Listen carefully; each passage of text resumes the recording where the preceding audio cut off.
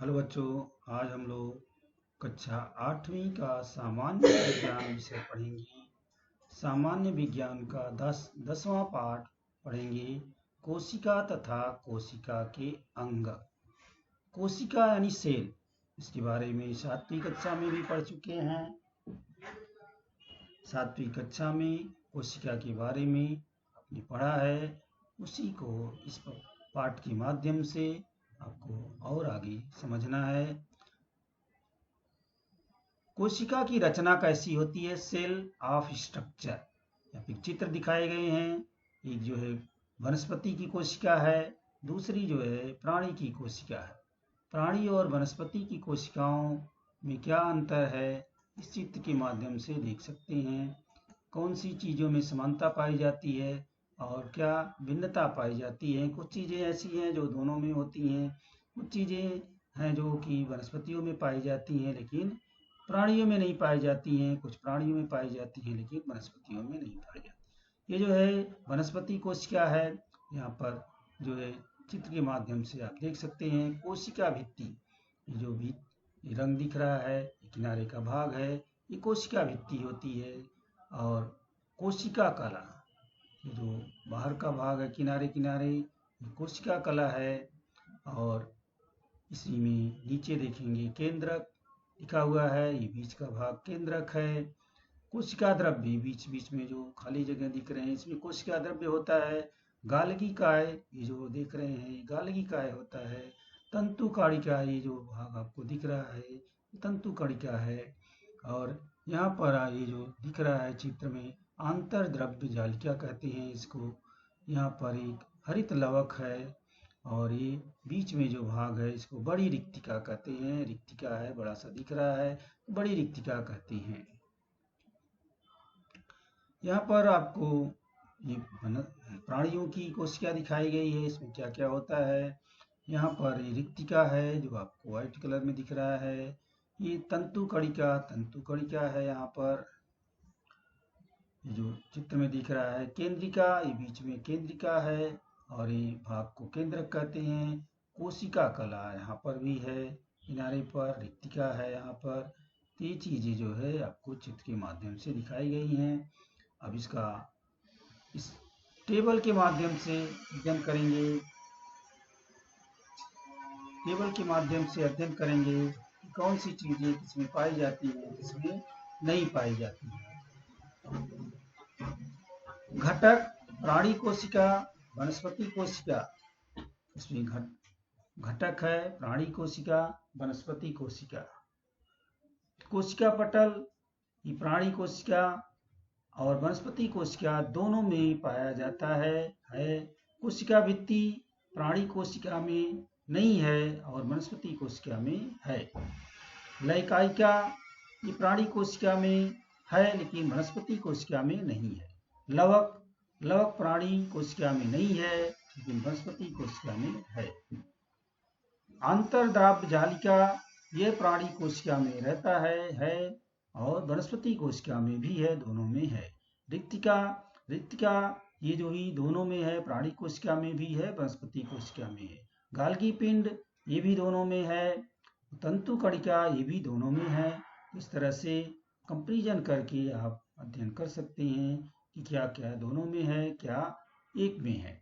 तो कोशिका में कार्य किस प्रकार होता है, इसे समझने के लिए हमें कोशिका के प्रत्येक घटक का अध्ययन करना होगा। जितने भी कोशिका के घटक हैं सबका अलग अलग अध्ययन करके कोशिका के कार्य को समझ सकते हैं। तो हम चलो देखते हैं। पहला है कोशिका के भाग, पार्ट्स ऑफ सेल।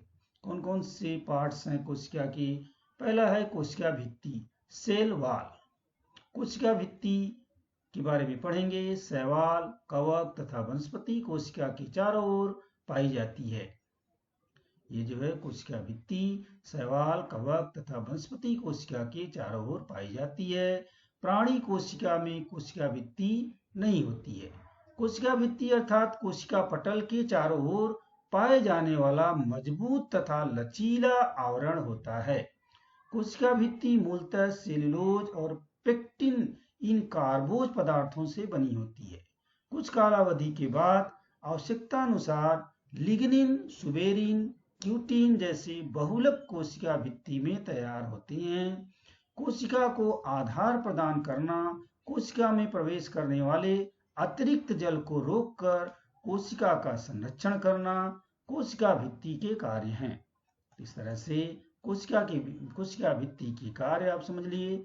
अभी आगे हम दूसरा पार्ट इसका आता है प्रसर कला।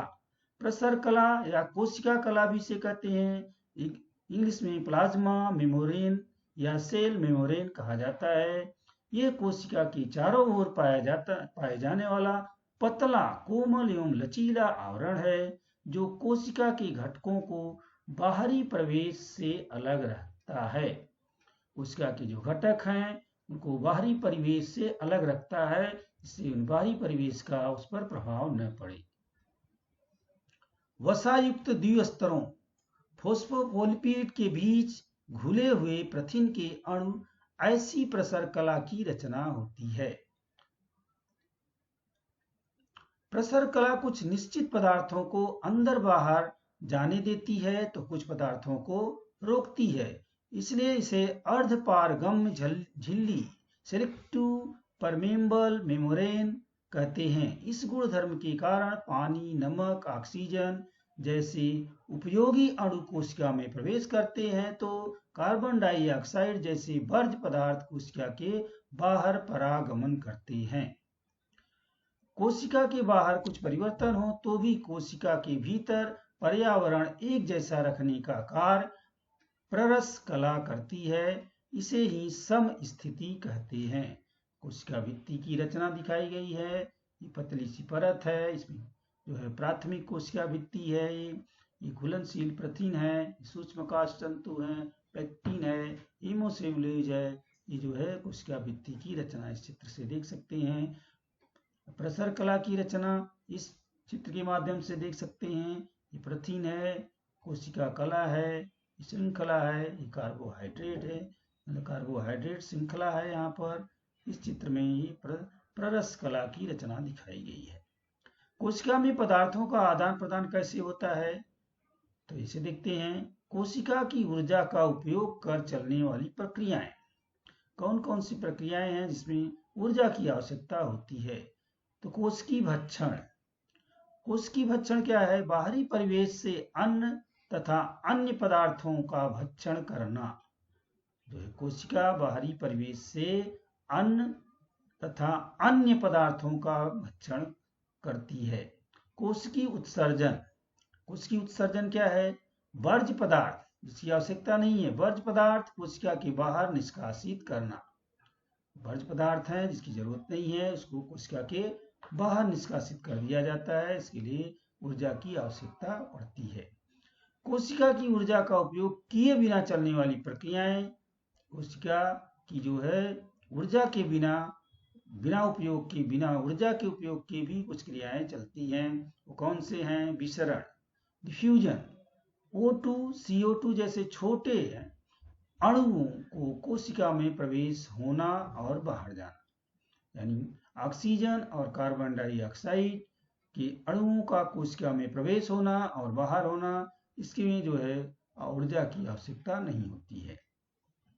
परासरण, ओस्मोसिस, पानी के अधिक अनुपात वाले भाग से पानी के कम वाले भाग की ओर अर्धपारगम्य झिल्ली से होकर जाने वाले पानी के प्रवाह को परासरण कहते हैं। यह भौतिक क्रिया होकर तथा इसके होने की 3 भिन्न भिन्न संभावनाएं हो सकती हैं। इस चित्र के माध्यम से दिखाया गया है। ये 3 संभावनाएं हैं। ये जो है प्राणी कोशिका परासरण है, ये वनस्पति कोशिका परासरण है। इसमें 3 संभावनाएं हो सकती हैं, 3 तरह से हो सकता है।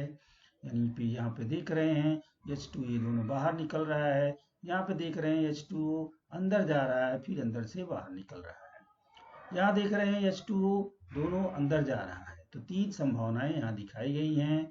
इसमें देखेंगे H2 बाहर निकल रहा है, ये अति परासरी है। यहाँ पे सम परासरी कैसा है कि एक अंदर जा रहा है और बाहर जा रहा है। ये अपरासरी है, ये केवल अंदर की ओर जा रहा है।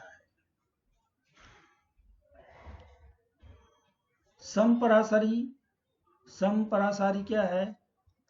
समपरासारी द्रव्य कोशिका के परित रहने वाले पानी का अनुपात कोशिका के भीतर के पानी के बराबर होता है, इसलिए पानी अंदर या बाहर नहीं जाता है। इसे समपरासारी द्रव्य कहते हैं। अधोपरासारी द्रव्य क्या है? कोशिका के परित रहने वाले पानी का अनुपात या कोशिका के भीतर के पानी की अपेक्षा अधिक होने से बाहरी पानी कोशिका में प्रवेश करता है, इसे अंतःपरासरण कहते हैं। उदाहरण के लिए सूखी हुई किशमिश पानी में रखने पर कुछ समय बाद वह फूल जाती है। उसके बाद है ऊर्ध्वपरासरी। ऊर्ध्वपरासरी द्रव्य क्या है? कोशिका के भीतर के पानी का अनुपात अधिक तथा कोशिका के परित माध्यम के पानी का अनुपात कम हो तो पानी कोशिका से बाहर निष्कासित होता है। उदाहरण, फलों के टुकड़ों को शक्कर के पानी में डालने पर उन टुकड़ों का पानी शक्कर के द्रव्य से घुलकर थोड़ी देर बाद वे टुकड़े सिकुड़ जाते हैं। ऊर्ध्वपरासरी द्रव्य में रखने से प्राणी कोशिका या वनस्पति कोशिका के भीतर का पानी बहिःपरासरण प्रक्रिया के कारण बाहर निकलता है और कोशिका द्रव्य सिकुड़ जाता है। इस प्रक्रिया की जीव द्रव्य संकुंचन कहते हैं। इसको जीव द्रव्य कुंचन कहते हैं। कोशिका द्रव्य क्या है? कोशिका द्रव्य जानने के लिए प्याज के छिलके को, प्याज की झिल्ली को देखे होंगे। ये जो है आपके सामने प्याज की कटी हुई झिल्ली है, टुकड़ा है, इसमें से झिल्ली दिखाई दे रही है। इसमें क्या होता है? प्याज के परत की कोशिकाएं जो है यहाँ पर दिख रही हैं। कोशिकाएं क्या क्या हैं? कोशिका भित्ति है, कोशिका भित्ति है, और ये जो है केंद्रक है। यहाँ पर ये कोशिका द्रव्य है, इसमें ये रिक्तिका है। यहाँ पर ये प्याज के झिल्ली को काट के, प्याज के टुकड़े को काट के दिखाया गया है। तो प्ररस कला और केंद्रक के बीच फैले तरल पदार्थ को कोशिका द्रव्य कहते हैं। कोशिका द्रव्य किसे कहते हैं? परस कला और केंद्रक के बीच फैले तरल पदार्थ को कोशिका द्रव्य कहते हैं। कोशिका द्रव्य यह चिपचिपा पदार्थ होता है, निरंतर हलचल करता रहता है। इसमें कई कोशिका अंगक बिखरे होते हैं। कोशिका में रासायनिक अभिक्रिया घटित होने हेतु कोशिका द्रव्य यह एक माध्यम है। कोशिका अंगकों के अलावा कोशिका में कोशिका द्रव्य भी होता है। कोशिका द्रव्य में अमीनो अम्ल, ग्लूकोज, जीवन सत्व संग्रहित होते हैं। बड़ी केंद्रीय रिक्तिकाओं के कारण वनस्पति कोशिका में कोशिका द्रव्य यह किनारे की ओर ढकेला हुआ होता है। वनस्पति कोशिका का कोशिका द्रव्य प्राणी कोशिका के कोशिका द्रव्य की अपेक्षा अधिक कणाकार एवं सघन होता है। कोशिका अंगक क्या है? विशेष कार्य करने वाले कोशिका की छोटी इकाइयों को कोशिका अंगक कहते हैं। एक अंगक अर्थात कोशिका के घटक हैं। प्रत्येक अंगक के चारों ओर प्रथिन युक्त वसा का आवरण होता है। केंद्रक तथा हरित लवक के अलावा अन्य सभी अंगकों को केवल इलेक्ट्रॉन सूक्ष्मदर्शी द्वारा ही देखा जा सकता है। इलेक्ट्रॉन सूक्ष्मदर्शी है, इसी के द्वारा ही देखा जा सकता है। तो इसके लिए कुछ कृति भी कर सकते हैं। क्या करना है? स्वच्छ कांच की पट्टी पर पानी की बूंद लेकर के आइसक्रीम के चम्मच से अपने गाल की आंतरिक सतह को खरोंचें। चम्मच पर लगा थोड़ा पदार्थ सुई की नोक पर लेकर के कांच पट्टी पर रखी पानी की बूंद में फैला देने दें। इस पर मेथिलीन ब्लू रंजक की एक बूंद डाल करके कवर स्लिप लगाकर संयुक्त सूक्ष्मदर्शी के नीचे निरीक्षण करें तो क्या दिखाई देगा? केंद्रक दिखाई दिया। प्याज के छिलके की आयोडीन रंजित कांच पट्टी सूक्ष्मदर्शी के नीचे देखते समय प्रत्येक कोशिका में दिखाई देने वाला गोलाकार गहरा धब्बा अर्थात उस कोशिका का केंद्रक है। ये केंद्रक है, जो है यहाँ पर बीच में ये केंद्र की भाग है, इसको केंद्र की कहते हैं। ये रंग सूत्र है, यहाँ पर केंद्रक की छिद्र है, यहाँ पर केंद्रक का बाह्य आवरण है, जो है केंद्रक का बाह्य आवरण है। इस तरह से केंद्रक का चित्र दिखाया गया है। इलेक्ट्रॉन सूक्ष्मदर्शी से देखने पर केंद्रक के चारों ओर दोहरा आवरण तथा उस पर छोटे छोटे छिद्र दिखाई देते हैं। इन छिद्रों द्वारा केंद्रक के अंदर बाहर पदार्थों का वहन होता है। केंद्रक में एक गोलाकार केंद्र की न्यूक्लियस होती है तथा रंग सूत्रों का जाल होता है। रंग सूत्र या पतले धागों जैसी संरचनाएं होती हैं, जिसका रूपांतरण कोशिका विभाजन के समय गुणसूत्रों में होता है। गुणसूत्रों के कार्यात्मक घटकों को जनुक जीन्स कहते हैं। इनका कार्य क्या है? कोशिका की सभी चयापचय क्रियाओं तथा कोशिका विभाजन पर नियंत्रण रखना। जनुक का यानी जीन्स का पहला कार्य है कोशिका की सभी चयापचय क्रियाओं तथा कोशिका विभाजन पर नियंत्रण रखना। दूसरा कार्य है जनुकों जीन्स द्वारा आनुवांशिक गुणधर्म अगली पीढ़ी में संक्रमित करना। जो आनुवांशिक गुणधर्म होते हैं तो जीन्स बोला जाता है, जनुक के द्वारा ही अगली पीढ़ी को जाते हैं। क्या आप जानते हैं रक्त के लाल रक्त कणिकाओं को आरबीसी कहा जाता है। तो रक्त के लाल रक्त कणिकाओं आरबीसी के केंद्रक नष्ट होने से हीमोग्लोबिन के वहन हेतु अधिक जगह उपलब्ध होती है और अधिक मात्रा में ऑक्सीजन का वहन किया जाता है। वनस्पति के रसवाहिनी में स्थित चालनी नलिकाओं के केंद्रक नष्ट होने से वे खोखली हो जाती हैं तथा उनसे अन्य पदार्थों का परिवहन आसानी से होता है।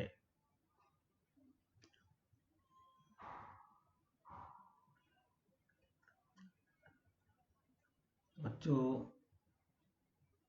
इस सेशन यहीं पे समाप्त करते हैं। आज अगला सेशन में जो है आगे का भाग पढ़ाया जाएगा।